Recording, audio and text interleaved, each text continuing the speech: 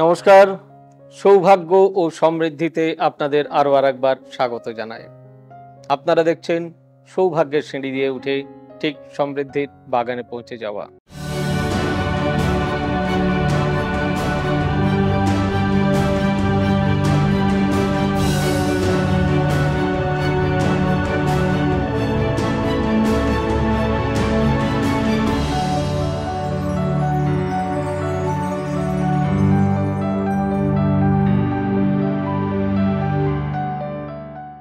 আজকে আবারও আমরা সুযোগ পেয়েছি সেই ব্যক্তিত্ব যিনি অনন্য, যিনি অসাধারণ, যার ভক্তিমার্গ আমাদের জীবনকে উদ্বুদ্ধ করে, আমাদের জীবনকে এগিয়ে নিয়ে যেতে, আমাদের পথ দেখাতে অনেক বেশি সাহায্য করে।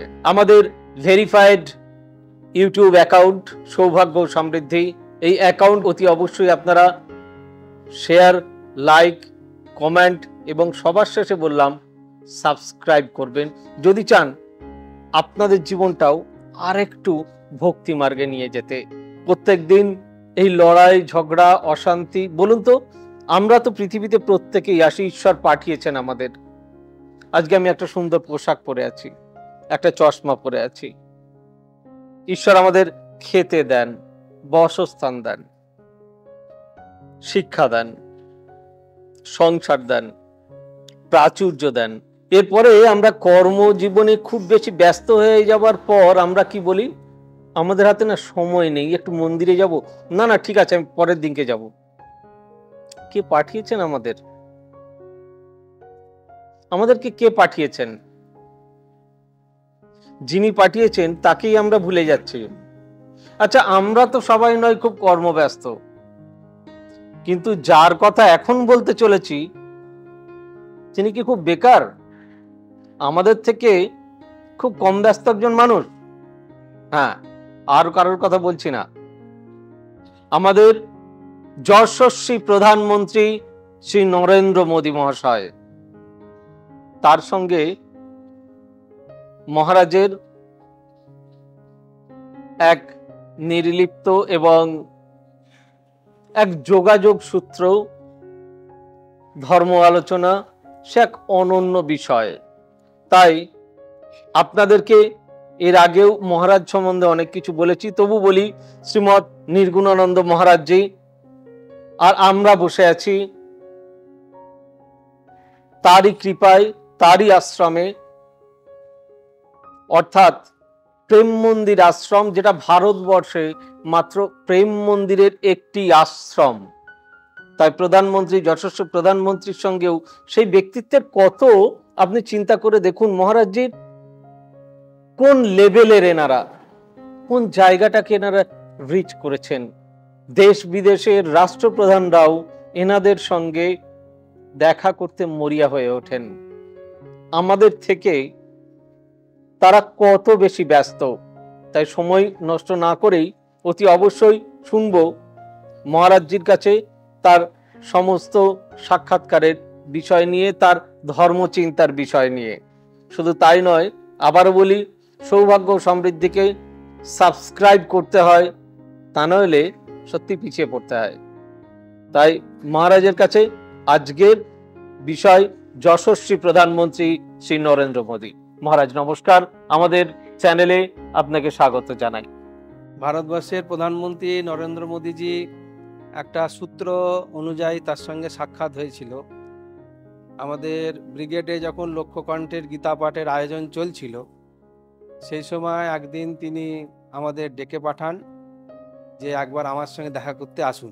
মহারাজকে একবার বিরত করলাম, মনে রাখবেন যশস্বী প্রধানমন্ত্রী তিনি বাংলায় এসে মহারাজকে স্মরণ করেছেন, বলেছেন একবার আপনি আসুন, আপনার সঙ্গে দেখা করতে চাই। আর প্রোগ্রামের নাম কি?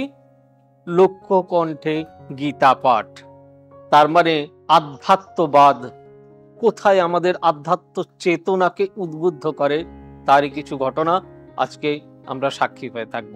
মহারাজজি, আমরা যারা আয়োজক মণ্ডলীর মধ্যে ছিলাম সেই সময়, তো আমাদের পূজ্য প্রদীপ্তানন্দজি মহারাজ, যাকে আপনারা কার্তিক মহারাজ বলে চেনেন, এবং তার সঙ্গে আমাদের বন্ধু গৌরবজি মহারাজ আর আমাদের যারা আয়োজকরা ছিলেন তারা মোটামুটি আমরা 6 জন। আমরা একদম যাকে বলে দুদিনের নোটিশে উনি ডেকে পাঠালেন, দুদিনের নোটিশে আমরা পৌঁছলাম প্রধানমন্ত্রীর আবাস ভবনে। এবং সেখানে আমাদের পশ্চিমবঙ্গের যিনি বিজেপির যাকে বলে প্রেসিডেন্ট আছেন সুকান্ত মজুমদার, তারই তত্ত্বাবধানে আমাদের নিয়ে যাওয়া হয় এবং আমরা বিকেলের দিকে তার সঙ্গে সাক্ষাতের সময় পাই।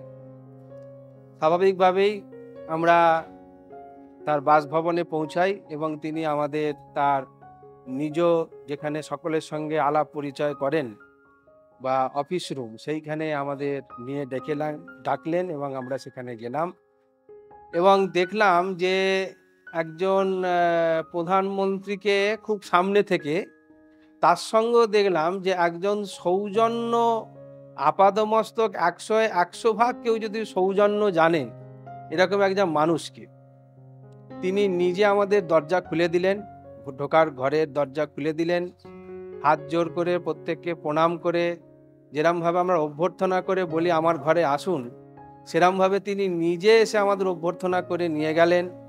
প্রত্যেককে নির্দিষ্ট স্থানে তিনি আগে বসালেন, বসিয়ে তারপরে চেয়ারে বসলেন।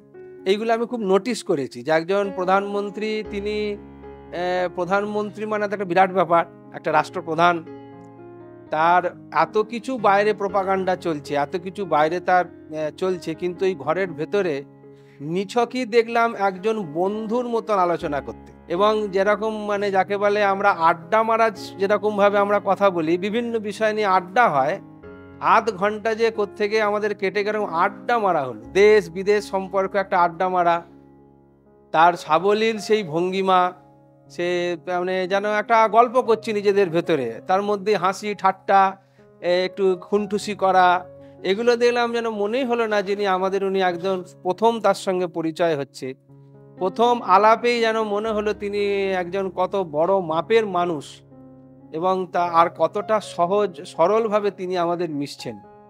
আমরা অনেক সময় নানা রকম চ্যানেলে তার ছবি দেখি, তার আবাসে বিভিন্ন ছোট থেকে বড়র সঙ্গে তিনি যেভাবে মেশেন, আমরা দেখলাম একদম সেইভাবেই আমাদের সঙ্গে আলাপ আলোচনা করলেন এবং তিনি এই গীতা পাঠকে নিয়ে খুব আগ্রহী হলেন এবং তিনি জিজ্ঞাসা করলেন যে এটা কী করে সম্ভব হলো, কি প্ল্যানিং আছে, আপনাদের কি মোটিভ আছে, সব নিয়ে তিনি খুবই উৎসাহিত হলেন এবং অভিভূত হলেন যে বাংলার লক্ষাধিক মানুষ উপস্থিত হবেন, গীতা পাঠ করবেন।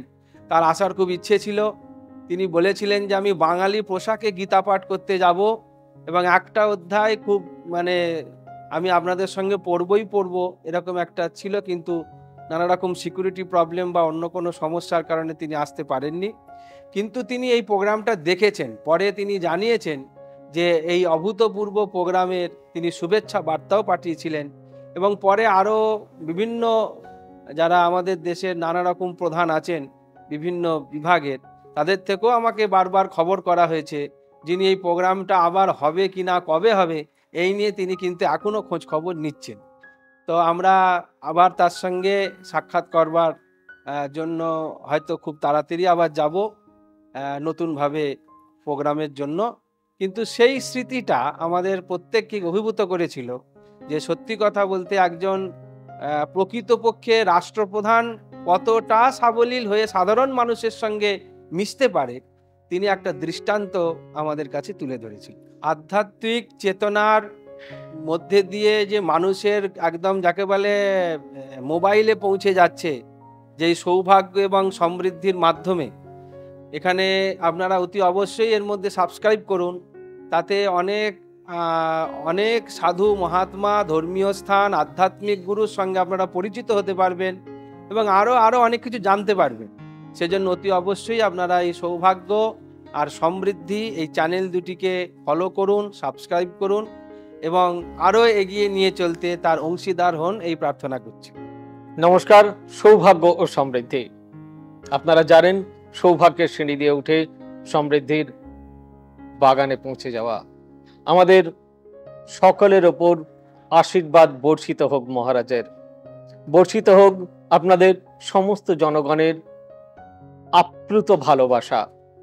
আমরা যেন আপনাদের প্রত্যেকের হৃদয়ের মণিকোঠায় পৌঁছতে পারি, আমরা যেন আধ্যাত্মিকতায় সৌভাগ্য সমৃদ্ধিকে আরো প্রসারিত করতে পারি।